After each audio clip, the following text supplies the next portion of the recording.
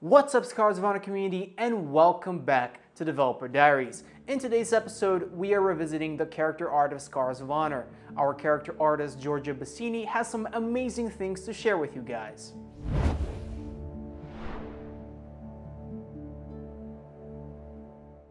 Hello everyone, my name is Giorgia and I'm a 3D character artist here at Beast Burst Entertainment, working on our upcoming project Scars of Honor.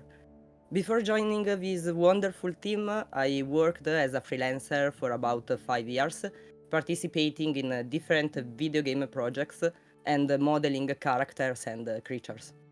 However, it was a transit phase, necessary to find the possibility of being part of something greater. I grew up with video games, I studied to be able to do them, and waited for the moment to arrive. And joining this team of enthusiastic people who love video games and their work was that moment. I love sculpting characters, mainly female ones, and here in Beast Burst I dealt with the creation of the female human and the female orc. Before starting at full speed to sculpt any model, I start looking for references to get an initial idea of what I'm going to create. I take as a starting point the concept of the character or creature that I will have to sculpt, and I build around it a collection of images that I can use during the work process. For example, muscle details, body parts, fangs, teeth, hairstyles, and so on. When I started to sculpting a character, I always start with an initial blockout, a sort of simple mannequin that I can easily model to give it the correct proportions.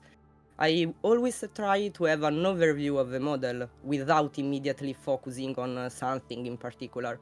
This way I can manage the basic shapes and appearance of the character. The first part that I begin to detail is the face. I think it is the most complex and also an important part of modeling a character, because you have to be able to give it the right expression and a good note of interest. After all, one of the first things we look at in a person is the face, right? For this reason, the female orc was more complicated to make than the female human. Since it is a brutal race, I wanted to give it the right aggression without making it completely lose its female characteristics. Quite a difficult task when your face is always angry and you have fangs sticking out of your face. After the face, I move on to the musculature and other details. Even in this case, for the female orc, I tried to find a good compromise between femininity and muscular build. Finally, I add the hair.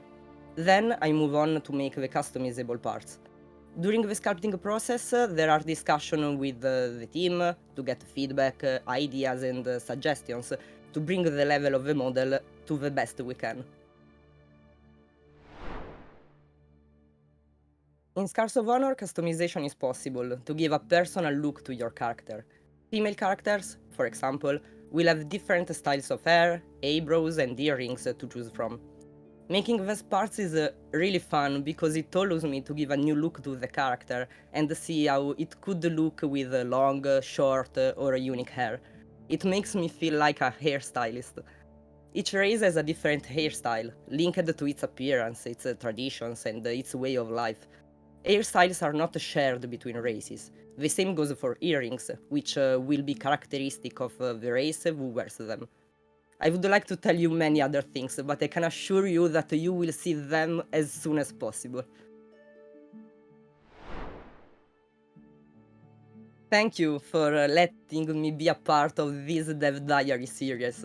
I hope you enjoyed this other piece of the background of this adventure called The Scars of Honor. That's it for today, guys. Hope you've enjoyed this video. Make sure to participate in our giveaway in the description down below. As always, till next time, and see you on the flip side.